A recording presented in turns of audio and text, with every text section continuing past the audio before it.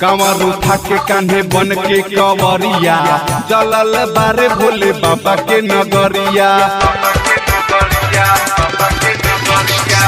कांवर उठा के कान्हे बन के कंवरिया चलल बारे भोले बाबा के नगरिया। गेरुआ पहिर ले बारे चाचा चौक हो पिया तारे गाजा बम धक धक हो फेंकतावे धुआं पका पक पक हो पिया तारे गाजा बम धक धक हो फेंकतावे धुआं पका पक पक हो। डीजे लिट्टू राजा पटसोनी।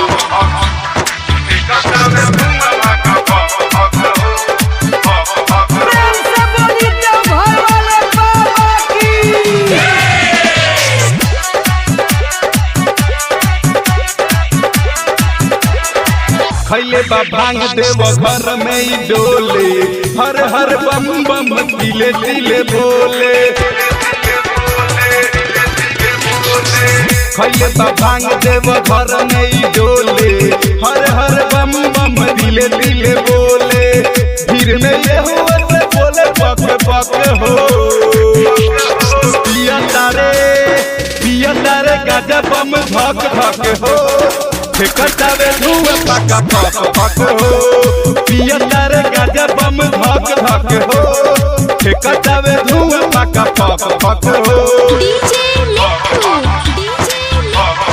राजा पटसोनी।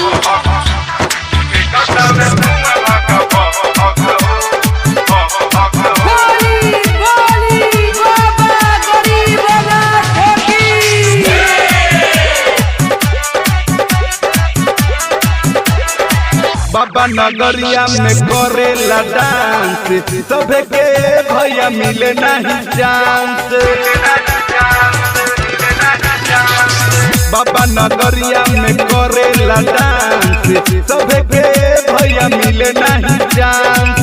राहुल नबी में जन करो सक हो पिया तारे गाजा बम धक धक हो फेंकतावे धुआं पका पक पक हो पिया तारे गाजा बम धक धक हो फेंकतावे धुआं पका पक पक हो। शिव सभा डिजिटल रिकॉर्डिंग स्टूडियो कोरिया सारन।